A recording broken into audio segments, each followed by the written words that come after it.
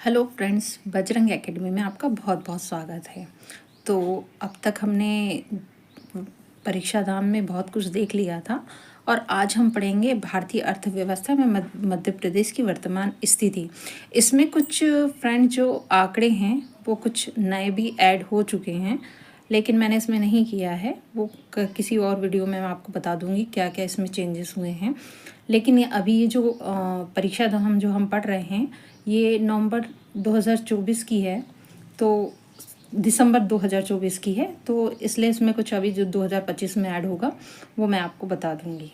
तो चलिए फ्रेंड्स, अभी तो ये पुराने आंकड़े जो भी हैं बच्चे जो हैं चेंजेस हैं वो तो बाद में देखेंगे, अभी इसको देख लेते हैं।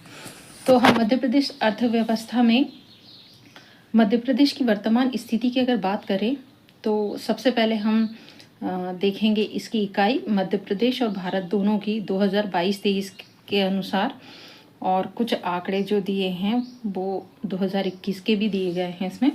तो चलिए देखते हैं। सबसे पहले प्रति व्यक्ति आय दी गई है और इसको अगर हम देखें तो 22-23 के आंकड़ों के अनुसार प्रचलित भाव पे जो है रुपये में 2023-24 में जो है मध्य प्रदेश की जो प्रचलित भाव पर आय थी वो 1,40,583 थी।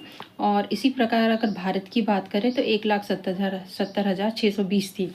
इसी प्रकार स्थिर अगर 2011-12 भाव को अगर देखें तो 65,023 थी, और भारत को अगर देखें तो 96,522 थी। ये आप देख सकते हैं।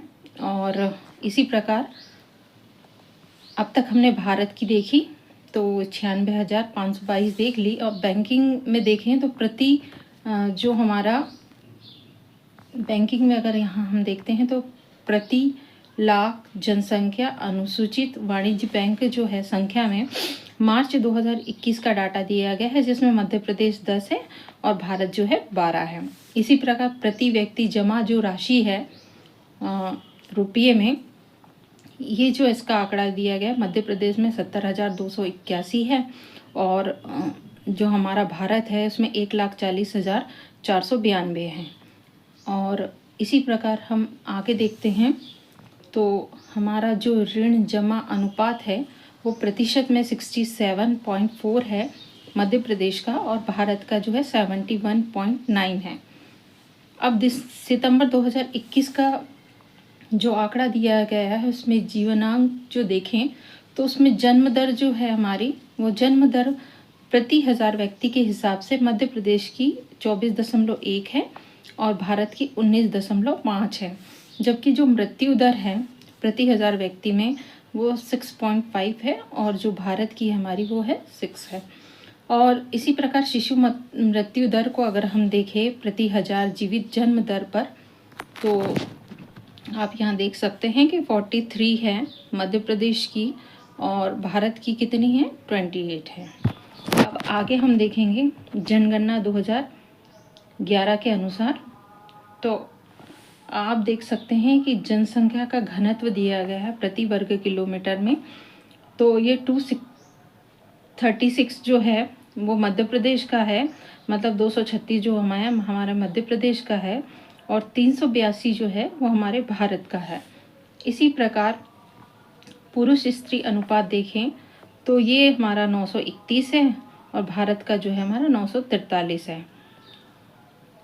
इसी प्रकार आगे हम देखें जनसंख्या वृद्धि पर 2001 से 2011 को अगर देखते हैं तो ये हमारा 20.3 है मध्य प्रदेश का, और 17.7 जो है वो हमारा भारत का है। इसी प्रकार कुल जनसंख्या में ग्रामीण जनसंख्या जो देखें तो ये 72.4 है, और 68.9 जो है वो हमारे भारत का है, ये मध्य प्रदेश का था। इसी प्रकार कुल जनसंख्या में कुल कार्यशील जनसंख्या जो है वो हमारी 43.5 जो है मध्य प्रदेश की है, और कुल कार्यशील जनसंख्या में हमने इसके पहले कुल जनसंख्या में कुल कार्यशील जनसंख्या देखी जो मुख्य और सीमांत है, जिसका प्रतिशत हमने 43.5 और 39.8 देखा।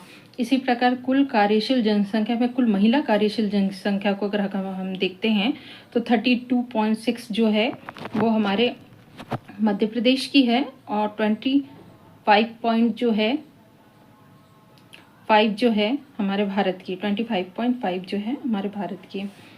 इसी प्रकार कुल कार्यशील जनसंख्या में कृषक को अगर देखते हैं तो 31.2 है और भारत की 19.9 है। इसी प्रकार कुल कार्यशील जनसंख्या में खेतीहर मजदूर को अगर हम देखें तो 38.6 और 17.9 है। इसी प्रकार अब हम आगे देखते हैं कुल कार्यशील जनसंख्या में पारिवारिक उद्योग कर्मी को अगर देखें तो ये 3 है, 2.6 है इसका भारत में परसेंटेज। कुल जनसंख्या में अनुसूचित जाति की जनसंख्या को अगर देखें तो 15.6 है और 16.6 है। इसी प्रकार कुल जनसंख्या में अनुसूचित जनजाति की अगर संख्या को देखें तो 21.1 है और 8.6 है। तो इस तरह आपने 2011 की जनगणना के जो है डाटा देखा आपने, और यहाँ आप एक और बार इस पे को देख सकते हैं, एक और बार रिपीट कर सकते हैं इसको देख के पढ़ के। और आगे हम ऊर्जा जो है नवकरणीय जो ऊर्जा है हमारी, उसका अगर हम देखेंगे आर्थिक सर्वेक्षण जो है 2022-23 के अनुसार, आप इसको डबल से रिपीट कर लें जो हमने पढ़ा अभी हम आर्थिक सर्वेक्षण देख रहे हैं 2022-23 के अनुसार।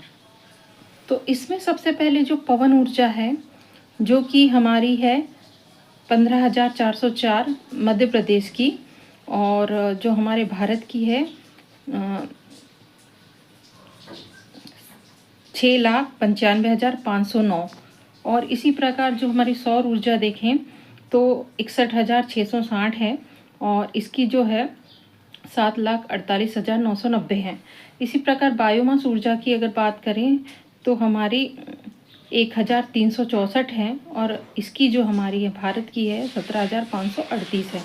इसी प्रकार जनगणना 2011 को अगर हम देखते हैं तो हमारी जो साक्षरता है कुल प्रतिशत में 69.3 है और भारत की जो हमारी है 73 है। अगर कुल पुरुष प्रतिशत में देखें साक्षर तो 78.7 जो है मध्य प्रदेश के हैं, और जो 80.9 जो है हमारे वो भारत के हैं।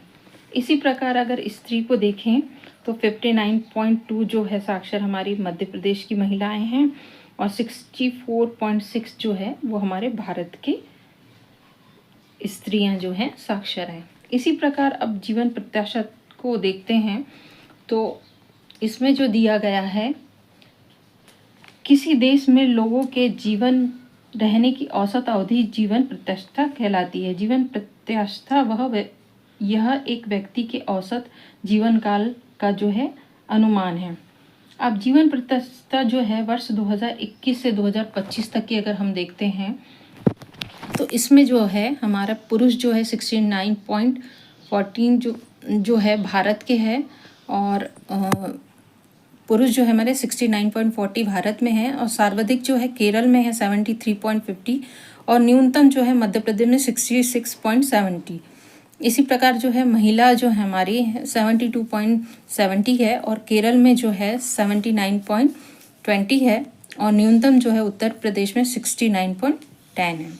इसी प्रकार अब हम प्रजनन दर को देखते हैं। स्त्रियों के एक विशेष वर्ग द्वारा उनकी प्रजनन की आयु की अवधि में पैदा किए गए बच्चों की औसत संख्या के बराबर होती है। सामान्य भाषा में बच्चे पैदा कर सकने की आयु जो है जो आमतौर पर 15 से 49 वर्ष मानी जाती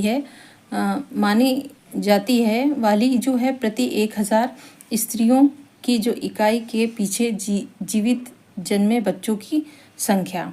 इसी प्रकार आप यहाँ देख सकते हैं stage of ground water development जो है 2022, जिसमें मध्य प्रदेश का 59.10% है जबकि हमारे भारत का 60.8% है। तो इस तरह फ्रेंड्स ये बहुत छोटा सा टॉपिक था और आपको कैसा लगा ज़रूर बताएं।